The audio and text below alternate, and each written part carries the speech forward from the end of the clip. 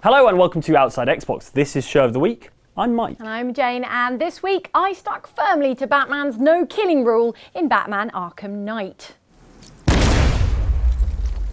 Loophole.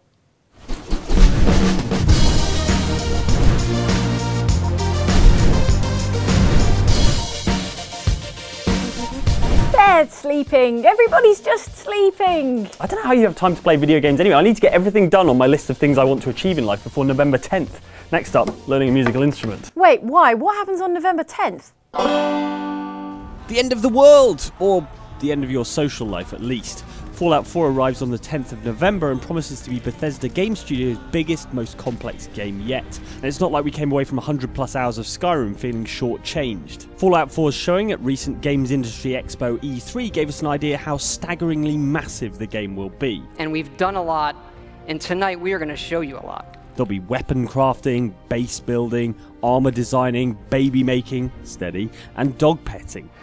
Hey, boy, what are you doing in here all by yourself? For the first time in the series, the game kicks off prior to the outbreak of nuclear war in a pseudo-1950s idyll. It's not long though before the couple that you lovingly created in this charming bathroom scene, including you, the player character, take a nuke directly to the face. Love you too. Hold on! Cut to 200 years later and you're A, mysteriously still alive, and B, the lone survivor of Vault 111, presumably on a quest to find out what the hell. That quest will take you across the Commonwealth, which is a nuclear wasteland containing the remains of Boston. Diamond City, for example, is a shantytown built around the carcass of Fenway Park Baseball Stadium. As with all Bethesda Game Studio games though, if you want to wander off and do your own thing, that's A-OK. In fact, if you just want to play classic 8-bit arcade clones on your Pip-Boy, that's fine too. Although we should point out that an Xbox One and a copy of Fallout 4 is a really expensive way to do that. The thing most likely to distract you from your one true quest will probably be how Bethesda has gotten Minecraft in our Fallout. The new scavenging and crafting system lets you single-handedly rebuild civilization. Alright, everything you build is still going to look a bit blown up, but hey, it's a start. Spend enough time and build a big enough settlement and you'll attract fellow friendly survivors who will come and trade some of the best items in the game, but also wasteland raiders who will need to be taught a lesson, preferably with an unnecessarily complicated trap.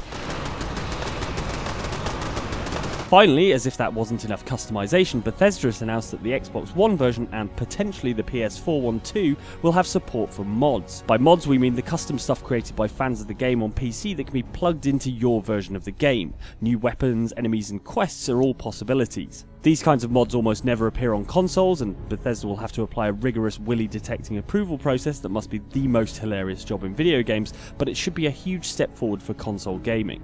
So yes, maybe you'll want to clear your schedule for the next 200 years, because Fallout 4 will be huge when it arrives on November 10th, and it's only going to get bigger in the months and years afterwards. So you get nuked, but then it's 200 years later and you're fine. Wait, how are you fine if you get nuked? I don't know, you walk it off, I expect. What, and then live for 200 years? Sure, yeah. Why, have you got a better theory? I don't, Jane, but the internet does. Fallout forums and the Fallout Reddit are buzzing with theories as to the mostly mysterious plot of Fallout 4 and just what is going on in Vault 111. These take a stab at explaining what was going on in Vault 111, how you survive a face full of nuke and then 200 years of hanging around, and why everyone else is dead. Consider these 4 hot rumours doing the rounds.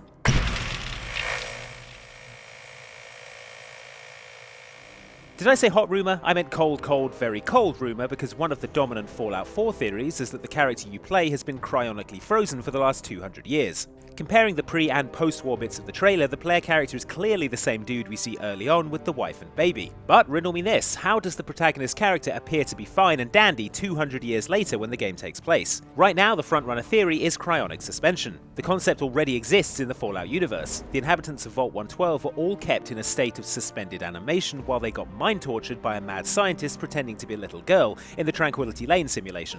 Use the knife to eliminate all the residents of Tranquility Lane. And Vault 112 was the very next vault to be built after Fallout 4's Vault 111. Some details on Fallout 4 leaks a few years ago also make reference to you starting out in a cryonic sleep pod, and many of those early leaked details have turned out to be legit so far. While cryonic freezing takes the prize for most plausible fan theory, it raises further questions, such as why is everyone else so dead they're skeletons?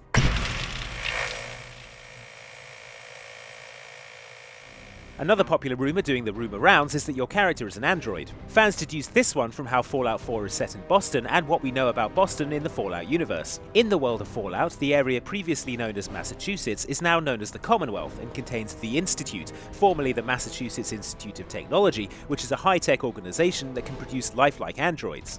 That could explain why the player character hasn't aged over the last 2 centuries and also how they were able to apparently survive a nuclear blast. They didn't.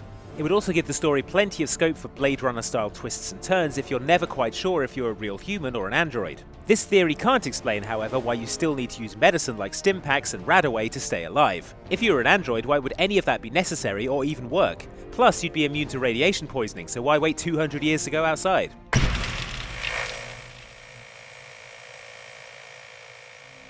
The rumour mill is also grinding away on the possibility that you're a clone. Cloning is a thing in the Fallout universe. We've already seen it thanks to Vault 108 and several hundred guys called Gary. Gary! Yes, you mentioned. So Vault 111 might be a more controlled cloning experiment gone awry somehow, because when do they ever not? Imagine Vault registrants submit their DNA to Vault-Tec, then are cloned automatically after a certain amount of time has passed and the surface is deemed safe again. As with the android theory, cloning gives scope for some intriguing story stuff. Like, what if there's more than one clone of you out there?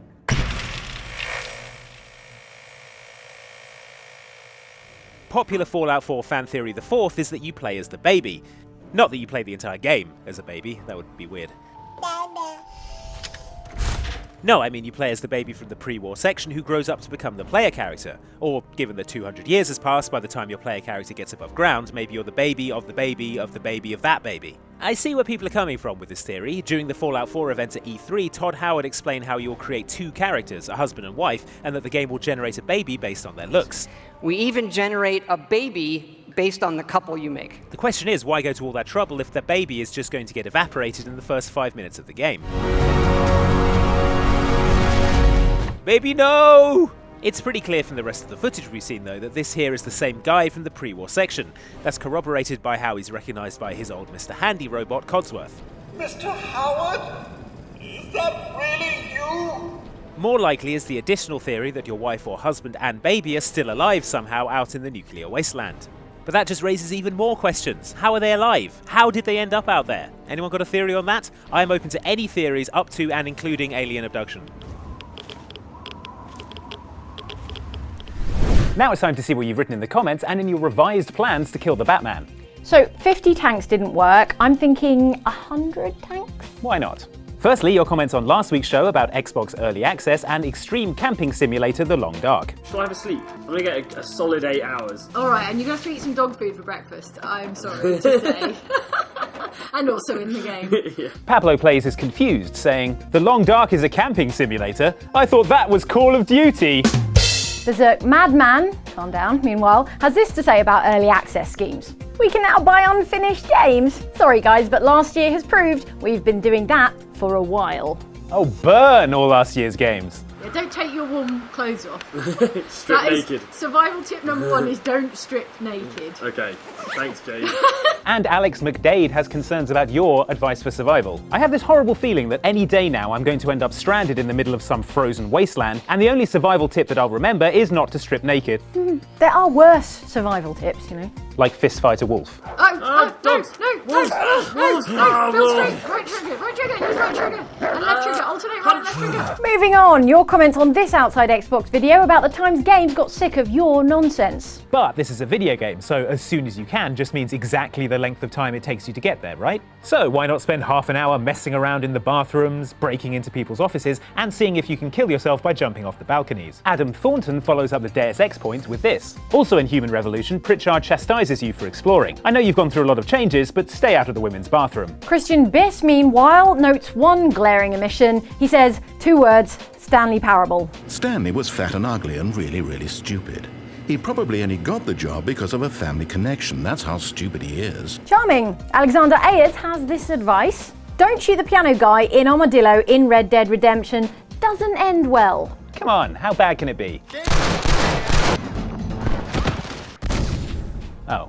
Finally, your comments on me and Mike playing the multiplayer beta for Gears of War Ultimate Edition. We're all down here. Oh no, we're easy pickings.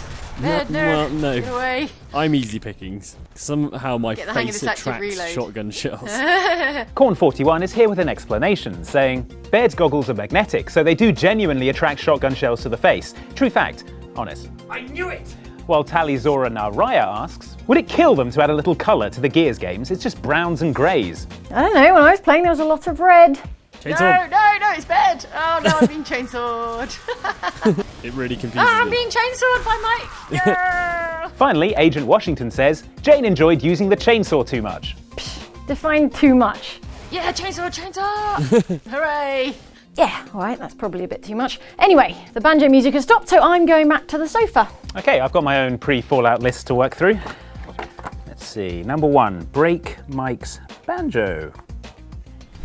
That's it for Show of the Week, but don't forget to hit like now to bank your outside Xbox points or risk losing your multiplier. Thanks for watching. See you next week.